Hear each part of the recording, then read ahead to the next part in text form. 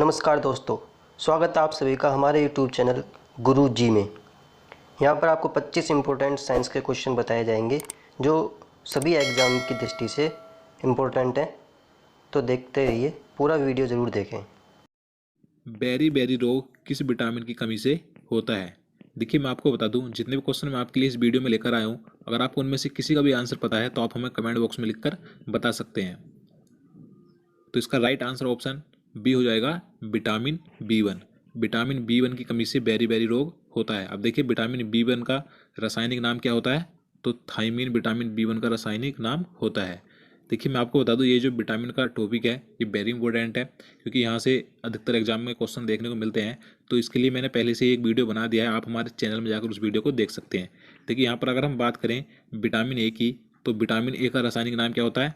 Retinol होता है। और विटामिन सी का रासायनिक नाम एस्कॉर्बिक एसिड होता है। और विटामिन B12 का रासायनिक नाम होता है साइनोकोबाल्मिन। तो आपको याद रखना है। चलिए अगला क्वेश्चन देखते हैं। पेप्सिन क्या होता है? तो देखिए, पेप्सिन एक एंजाइम है, तो इसका आंसर ऑप्शन बी हो जाएगा, एंजाइम। देखिए, यह प्रोटीन को पेप्टोन्स में परिवर्तित करता है। और देखिए, ये भोजन में प्रोटीन को पचाने में हेल्प करता है। तो आपको याद रखना है। देखिए, यहाँ पर मैं आपको बता दूँ, जो हार्मोन होते हैं, हार्मोन हमारे शरीर के अंगों के विकास में सहायक होते हैं। तो चलिए अगला क्वेश्चन देखते हैं। ग्लूकोज का ग्लाइकोजन में परिवर्तन यकृत में होता है, किंतु इसका संग्रह कहाँ होता है?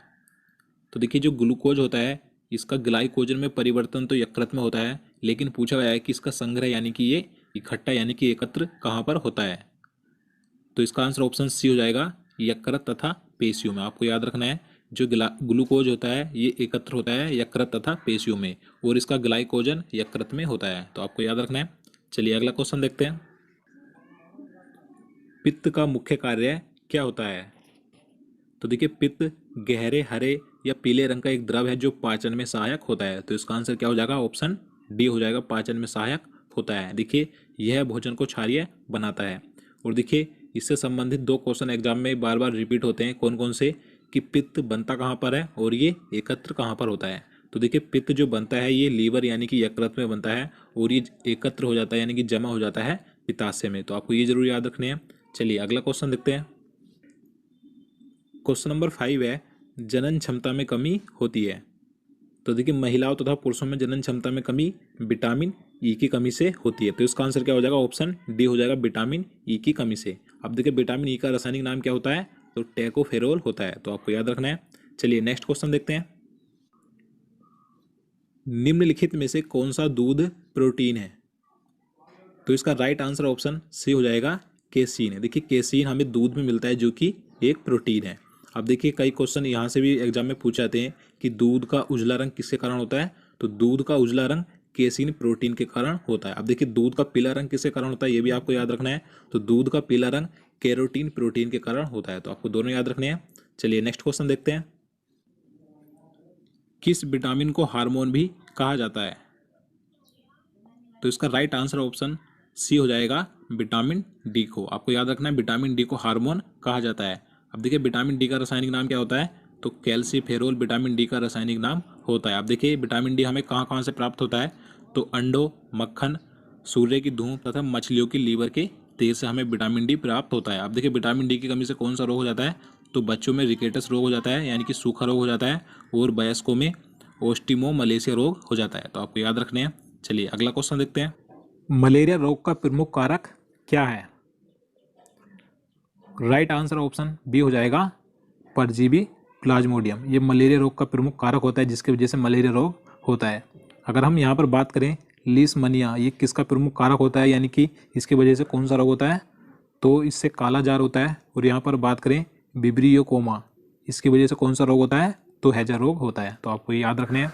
तो चलिए आगे नेक्स्ट क्वेश्चन देखते हैं। यांत्रिक ऊर्जा को विद्युत ऊर्जा में बदलता है। अगर आपने चुना है ऑप्शन डी तो बिल्कुल सही है, डायनेमो। ये यांत्रिक ऊर्जा को विद्युत ऊर्जा में बदलने का कार्य करता है। अगर हम यहाँ पर बात करें विद्युत मोटर की, तो ये क्या कार्य करती है? ये विद्युत ऊर्जा को यांत्रिक ऊर्जा में बदलती है। और यहाँ पर बात करें लाउड स्पीकर की, तो देखिए, विद्युत ऊर्जा को ये ध्वनि ऊर्जा में बदलता है, लाउड स्पीकर। और यहाँ पर बात करें माइक्रोफोन के बारे में, तो ये ध्वनि ऊर्जा को विद्युत ऊर्जा में बदलता है। तो आपको ये चारों याद रखने हैं। चलिए आगे अगला क्वेश्चन देखते हैं। क्वेश्चन नंबर 10 है, हृदय में विकार का पता लगाने के लिए किसका प्रयोग किया जाता है? राइट आंसर ऑप्शन डी हो जाएगा ईसीजी। इसका पूरा नाम इलेक्ट्रोकार्डियोग्राफ होता है। हृदय में किसी प्रकार का विकार हो या कमी हो उसका पता लगाने के लिए ईसीजी का प्रयोग किया जाता है। अगर हम यहाँ पर बात करें पेस मेकर की, पेस मेकर का उपयोग हृदय की गति कम हो जाने पर उसे सामान्य अवस्था में लाने के लिए किया जाता है। और यहाँ पर बात करें सीटी स्कैन के बारे में तो आप सभी को इसके बारे में पता ही होगा। सीटी स्कैन का उपयोग संपूर्ण शरीर के किसी भी भाग की विकृति का पता लगाने के लिए किया जाता है। और यहाँ पर बात करें ईईजी, इसका पूरा नाम इलेक्ट्रोइंसोफेलोग्राफ होता है। इसका प्रयोग मस्तिष्क संबंधी बीमारियों का पता लगाने के लिए किया जाता है। तो आपको ये चारों याद रखने हैं। तो चलिए आगे नेक्स्ट क्वेश्चन देखते हैं। निम्नलिखित में से किस रंग की तरंग दैर्घ्य सर्वाधिक होती है? तो सर्वाधिक तरंग दैर्घ्य लाल रंग की होती है, तो इसलिए इसका राइट आंसर ऑप्शन ए हो जाएगा लाल रंग। अगर हम बात करें सबसे कम तरंग दैर्घ्य किस रंग की होती है तो आपको याद रखना है बैंगनी रंग की तरंग दैर्घ्य सबसे कम होती है और लाल रंग की तरंग दैर्घ्य सबसे अधिक होती है। तो चलिए आगे नेक्स्ट क्वेश्चन देखते हैं। सूर्य के प्रकाश में किस रंग का प्रकीर्णन सबसे अधिक होता है? देखिए इससे पहले क्वेश्चन में हमने तरंग दैर्घ्य की बात की थी, अब इसमें बताना है कि किस रंग का प्रकीर्णन सबसे अधिक होता है, यानी कि सूर्य के प्रकाश में कौन सा रंग अधिक फैलता है। तो इसका सही आंसर ऑप्शन सी हो जाएगा बैंगनी रंग। बैंगनी रंग का प्रकीर्णन सबसे अधिक होता है सूर्य के प्रकाश में और सबसे कम प्रकीर्णन होता है लाल रंग का। देखिए तरंग दैर्घ्य का उल्टा होता है, यानी कि देखिए तरंग दैर्घ्य सबसे अधिक लाल रंग की होती है लेकिन प्रकीर्णन इसका सबसे कम होता है, और बैंगनी रंग की तरंग दैर्घ्य सबसे कम होती है लेकिन इसका प्रकीर्णन सबसे अधिक होता है। यानी कि जिस रंग के प्रकाश की तरंग दैर्घ्य सबसे कम होगी उस रंग का प्रकीर्णन सबसे अधिक होगा। तो आप इसे समझ लीजिएगा। तो चलिए नेक्स्ट क्वेश्चन देखते हैं। निम्न में से दूध में कौन सा अम्ल पाया जाता है? अगर आपने चुना है ऑप्शन ए तो बिल्कुल सही है, लैक्टिक अम्ल। ये दूध में पाया जाता है लैक्टिक अम्ल, आपको याद रखना है। और यहाँ पर बात करें टैनिक अम्ल, ये चाय में पाया जाता है। और बात करें यूरिक अम्ल की तो ये मूत्र में पाया जाता है। और यहाँ पर बात करें अमीनो अम्ल की तो ये कहाँ में पाया जाता है? तो ये प्रोटीन में पाया जाता है। देखिए इस टॉपिक के ऊपर मैं पहले से ही एक ट्रिक के माध्यम से वीडियो बना चुका हूँ। इस टॉपिक से भी अधिकतर एग्जाम में क्वेश्चन पूछे जाते हैं, तो आप हमारे उस वीडियो को भी जरूर देखिएगा। तो दोस्तों अगर आपको हमारे वीडियो अच्छे लगते हैं, अगर आपके लिए हेल्पफुल होते हैं तो वीडियो को लाइक जरूर कीजिएगा, क्योंकि आप हमें मोटिवेट करते हैं अगर आप वीडियो लाइक करते हैं तो चलिए आगे नेक्स्ट क्वेश्चन देखते हैं। किस रोग के रोकथाम के लिए BCG का टीका लगाया जाता है? तो BCG का टीका टीबी की रोकथाम के लिए लगाया जाता है। तो इसका राइट आंसर ऑप्शन ए हो जाएगा टीबी। आपको ध्यान रखना है। क्वेश्चन नंबर 15 है, मलेरिया रोग में शरीर का कौन सा अंग प्रभावित होता है? राइट आंसर हो जाएगा ऑप्शन ए प्लीहा। मलेरिया रोग में शरीर का प्लीहा अंग प्रभावित होता है। देखिए यहाँ से कई और अन्य क्वेश्चन एग्जाम में पूछे जाते हैं कि मलेरिया रोग किस मच्छर के काटने से फैलता है। तो आपको याद रखना है जो मलेरिया रोग यानी कि जो बुखार होता है, मलेरिया का बुखार होता है, ये मादा एनोफ्लीज मच्छर के काटने से फैलता है। और इसका जो वाहक होता है प्लाज्मोडियम होता है, यानी कि इस मच्छर में प्लाज्मोडियम नामक परजीवी पाया जाता है जिसके कारण से हमें मलेरिया रोग हो जाता है। तो आपको ये सभी बातें याद रखनी है। तो आगे नेक्स्ट क्वेश्चन देखते हैं। हाइड्रोफोबिया बीमारी में किसका टीका लगाया जाता है? तो इसका राइट आंसर ऑप्शन सी हो जाएगा रेबीज का टीका लगाया जाता है। देखिए आप सभी को पता होगा हाइड्रोफोबिया बीमारी पागल कुत्ते काटने से होती है, तो इसमें रेबीज का टीका लगाया जाता है। अब बात करें रेबीज के टीके की खोज किसने की थी, तो लुई पास्चर ने रेबीज के टीके की खोज की थी। चलिए अगला क्वेश्चन देखते हैं। निम्नलिखित में से आंखों के किस दोष को दूर नहीं किया जा सकता? तो इसका सही आंसर ऑप्शन सी हो जाएगा वर्णांधता। देखिए ये ऐसा आंखों का दोष है जिसे कभी भी दूर नहीं किया जा सकता। देखिए इस रोग में व्यक्ति को रंगों की सही से पहचान नहीं होती है।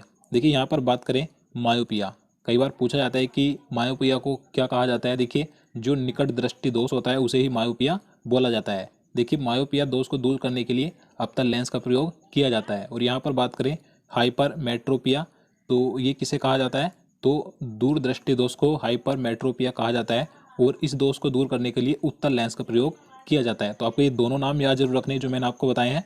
चलिए नेक्स्ट क्वेश्चन देखते हैं। मानव शरीर में किसकी अधिकता से हृदयघात यानी कि हार्ट अटैक होता है? तो देखिए मोस्ट इंपॉर्टेंट क्वेश्चन है, तो इसका राइट आंसर ऑप्शन बी हो जाएगा कोलेस्ट्रॉल। देखिए मानव के शरीर में कोलेस्ट्रॉल की अधिकता होने से कोलेस्ट्रॉल हृदय में जमा हो जाता है जिससे कि ब्लड का सर्कुलेशन रुक जाता है और ब्लड प्रेशर बढ़ जाता है। तो इसी से मानव के शरीर में हृदयाघात यानी कि हार्ट अटैक आ जाता है। तो आपको ध्यान रखना है। चलिए नेक्स्ट क्वेश्चन देखते हैं। मधुमेह रोग किसकी कमी से होता है? तो देखिए जो मधुमेह यानी कि डायबिटीज रोग है, ये किसकी कमी से होता है? तो ये होता है इंसुलिन की कमी से। तो इसका आंसर ऑप्शन बी हो जाएगा, इंसुलिन की कमी से। देखिए इंसुलिन एक हार्मोन है जो अग्नाशय में पाए जाने वाले लैंगरहैंस द्वीपिका से स्रावित होता है। और अगर हम बात करें कि इंसुलिन की खोज किसने की थी, तो ये कई बार पूछा जाता है। तो इंसुलिन की खोज फ्रेडरिक बेटिंग ने की थी। चलिए नेक्स्ट क्वेश्चन देखते हैं। क्वेश्चन नंबर 20 है, रक्त की प्रकृति कैसी होती है? तो देखिए सबसे पहले मैं आपको बता दूं, किसी भी स्रोत का पीएच वैल्यू अगर 7 से ज़्यादा होती है तो वो क्षारीय होता है, अगर 7 से कम होती है तो वो अम्लीय होता है। तो इसी प्रकार से रक्त का जो पीएच मान है कितना होता है? 7.4 होता है। तो इसीलिए रक्त क्षारीय होता है। तो इसका आंसर क्या हो जाएगा? ऑप्शन बी हो जाएगा, क्षारीय होता है। तो मैंने आपको बताया कि अगर 7 से पीएच वैल्यू ज़्यादा हो तो क्षारीय होता है, 7 से कम हो तो अम्लीय होता है, लेकिन अगर 7 हो तो वो उदासीन होता है। और देखिए मैं आपको बता दूं, मैंने काफ़ी दिनों पहले एक पीएच वैल्यू का एक वीडियो अपलोड किया था। अगर आपने वो वीडियो नहीं देखा तो आप उसे जरूर देखिएगा, क्योंकि पीएच मान से भी अधिकांश क्वेश्चन एग्जाम में देखने को मिलते हैं। चलिए नेक्स्ट क्वेश्चन देखते हैं। पाचन क्रिया में प्रोटीन निम्नलिखित में से किस पदार्थ में बदल जाती है? तो देखिए प्रोटीन का पाचन होने के बाद, यानी कि जब प्रोटीन का पाचन क्रिया होती है तो उसके बाद ये एमिनो अम्ल के रूप में बदल जाती है। तो इसका आंसर ऑप्शन सी हो जाएगा, एमिनो अम्ल में बदल जाती है। नेक्स्ट क्वेश्चन देखते हैं। वह जीव जो मृत कार्बनिक पदार्थ पर उगता है, यहाँ पर उगता है लिखने में मिस्टेक हो गई, तो उसे क्या कहा जाता है? तो उसे कहा जाता है सेप्रोफाइट। तो इसका आंसर ऑप्शन सी हो जाएगा, सेप्रोफाइट। आपको याद रखना है। अगला क्वेश्चन देखते हैं। निम्न में से कौन सा पदार्थ शरीर के प्रति और नई कोशिकाओं के निर्माण में सबसे अधिक आवश्यक है? तो इसका सही आंसर ऑप्शन डी हो जाएगा, प्रोटीन। देखिए प्रोटीन शरीर के प्रति नई कोशिकाओं के निर्माण में सबसे आवश्यक होता है। तो आपको याद रखना है। अगला क्वेश्चन देखते हैं। क्वेश्चन नंबर 24 है, स्तनधारियों का सबसे महत्वपूर्ण लक्षण क्या है? तो देखिए जो स्तनधारी होते हैं उनका सबसे महत्वपूर्ण लक्षण है 4 कोष्ठीय हृदय। तो इसका आंसर ऑप्शन बी हो जाएगा, 4 कोष्ठीय हृदय। यानी कि उनका जो हृदय होता है, उनके हृदय में 4 चैम्बर यानी कि 4 कक्ष होते हैं, 4 कोष्ठीय हृदय होता है उनका, जैसे कि मनुष्य, व्हेल मछली, चमगादड़, कंगारू। तो जितने भी स्तनधारी हैं उनके 4 कोष्ठीय हृदय होते हैं। तो आपको याद रखना है। तो चलिए अब आज का क्वेश्चन देख लेते हैं, जिसका आंसर आपको कमेंट बॉक्स में जल्दी से लिखकर बताना है।